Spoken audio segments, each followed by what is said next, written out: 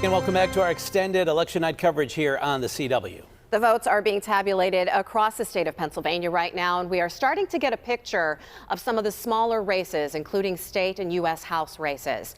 And two of the biggest races we're following tonight, the race for Pennsylvania governor, of course, and the race for that open Senate seat. And that may not be called tonight.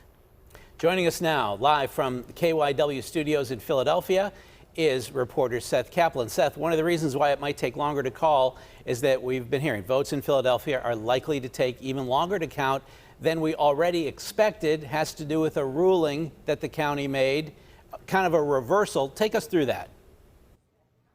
Yeah, exactly. And so we're talking about, as you said, Philadelphia County, zooming in there.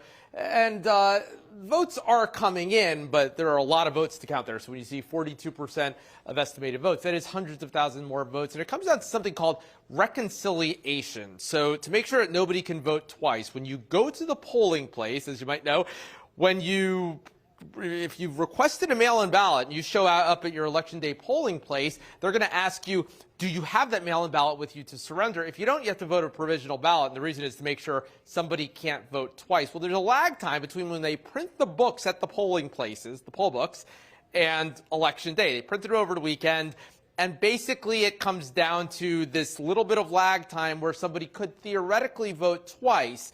In 2020, there were a couple dozen voters, by all accounts, an accident, who did manage to vote twice. Republicans challenged that. Philadelphia originally wasn't going to bother sort of reconciling it, the idea being, well, it's not very many votes. But ultimately, the city, ahead of a court hearing this morning, decided to go ahead and do this longer reconciliation process, which is indeed slowing the count down, although we do have about half of in-person precincts in Philly reporting, along with about 40% of total votes. If you're wondering, by the way, you see there Mehmet Oz not quite matching Donald Trump in what is, of course, a very blue county in the gubernatorial race, as we're seeing elsewhere across the state. Doug Mastriano falling even farther short of Donald Trump. So Mehmet Oz coming close to doing what he would hope to do in this deep blue county.